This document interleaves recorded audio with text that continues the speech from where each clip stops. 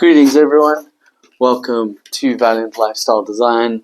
My name is Val, and today we're going to be talking about something incredibly important as always, and that is the overcoming of our negative self-talk.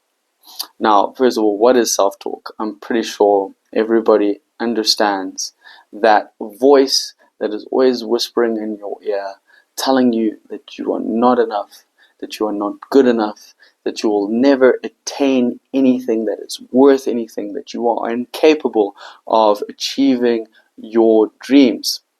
First of all, I have to say that that is simply not true. Our negative self-talk is simply an indication that our mind has been improperly programmed by ourselves and by society at large, maybe also by our upbringing, our parents. Maybe we heard our parents saying stuff that led to us being programmed improperly.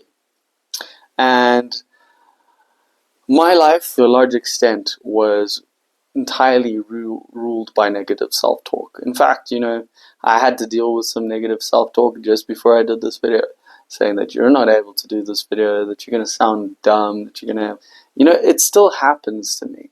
I'm definitely nowhere near what I used to be, because as an alcoholic and a drug addict, basically, my life was completely ruled by this inner critic, constantly telling me, as I woke up in yet another hangover, that I was never going to overcome this issue.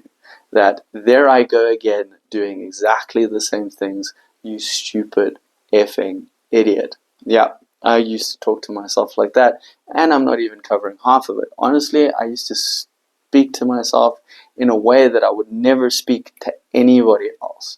And I'm pretty sure that there are many of you out there that feel exactly the same way. That you are constantly telling yourself things that you wouldn't say ever to anybody else in your life, to a stranger, to your child, to your mother, to your father. You would never say those words that you said to yourself. And in this video, I'm going to be showing you, the forms that this takes, the ways that we're going to have to use to overcome it and make the shifts that are really going to lead us to reprogramming our mind for the win rather than the failure. Okay, guys, so I'm going to take you to this lovely whiteboard behind me, and we're going to be explaining exactly how to do this. Okay, so I'm going to talk to you a little bit more about how to understand negative self-talk. First of all, we're going to tackle the types of negative self-talk. Starting with the critic. Now, this is just when you're blatantly insulting yourself, telling yourself you are not enough, you are not worthy, that you will never amount to anything. Perfectionism is this constant nagging in your mind that this is not right, this isn't the best that I could do, I can do better. And this just prevents you from achieving anything, because you're constantly telling yourself that this needs to be absolutely perfect before you can put it out into the world. I encountered that even today before making this video. Also got a little bit of the imposter syndrome talking up. This isn't new. You don't make videos. You'll never make it on YouTube. Like, who are you kidding? That kind of talk. Okay. And then catastrophizing. Okay. Literally making out the worst possible case scenario in your head. Say you have to do public speaking, and in your head you're saying to myself, what? And you're envisioning it, not just talking. You're saying to yourself, oh my gosh, I'm going to freeze up. They're not going to pay attention to me. I'm going to be rejected. I'm going to be excluded. People are going to think I'm crazy. They're not going to understand what I'm trying to say. So, I'm sure we've all been through varying levels of these different kinds of negative self-talk. Now, how it develops, okay, this can start with our upbringing. This can start with our parents, first of all, telling us that we were not enough, that we're not good children, that we will never amount to anything. Maybe you are unlucky enough to have parents like that, or maybe we just learned some of the limiting beliefs from things that our parents said around us, maybe not even necessarily to us. This is also brought about by society. Society can tell us a lot of things and program us negatively into thinking that we can't achieve certain things. That certain things are just out of our reach. Okay, women get told a lot of things by society, which makes them believe that they'll never be able to achieve the things that men can. And many of those things that are programmed are just blatantly false. And the thing is if we do not intercept this negative self-talk, we are literally programming our minds, our subconscious minds, with the words that we're saying to ourselves. Words carry immense power. Of that, there is absolute no doubt. Okay, because eventually, what we say to ourselves is what we become. What we say to ourselves is what creates the reality that we live in. And that reality can either be positive or it can be negative. Which one would you rather live in? The first step in overcoming negative self-talk is becoming aware of your negative self-talk in the first place.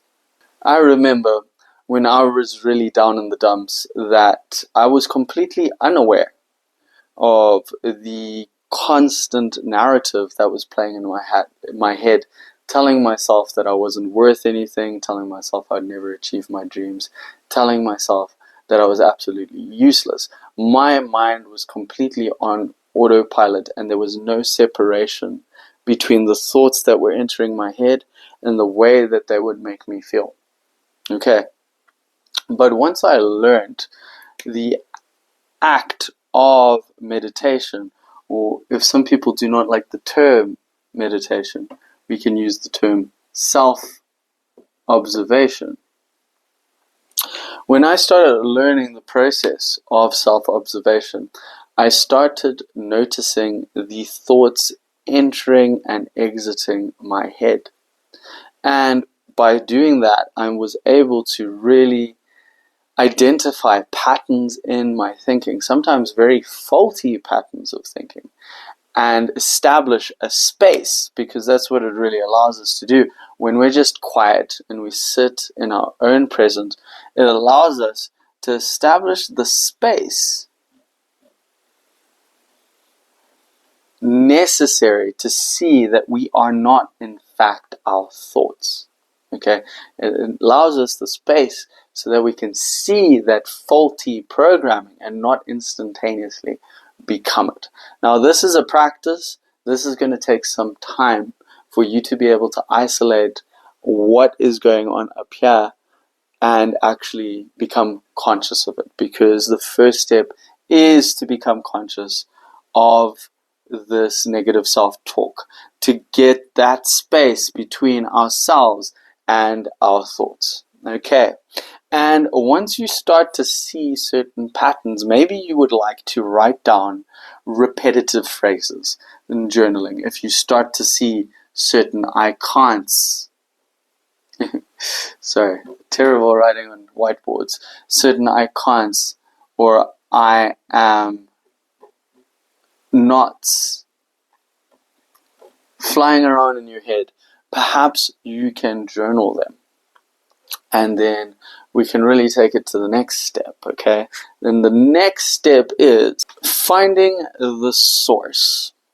Okay, so as we're starting to observe our thoughts, as we're starting to jot them down, it is really important to start analyzing maybe where these even came from in the first place. Okay, and when you start to analyze the root of these limiting beliefs, these inner criticisms, these perfectionist tendencies, you may be able to actually start to process them emotionally. Because logically, we can really know maybe where something came from. But it's not until we start to process the happening emotionally that we actually get free from the issue. And this is very important because it goes hand in hand with the next step, which is changing the narrative. Now, these are feeding into one another, I believe, yeah. Okay, because it is very important for us to process what we've been through by diving deep into the body and doing our mindfulness practices. Okay, but now we also need to reprogram the mind. Okay, and that is by changing the narrative. As I said, we are rewiring with things such as affirmations and gratitude.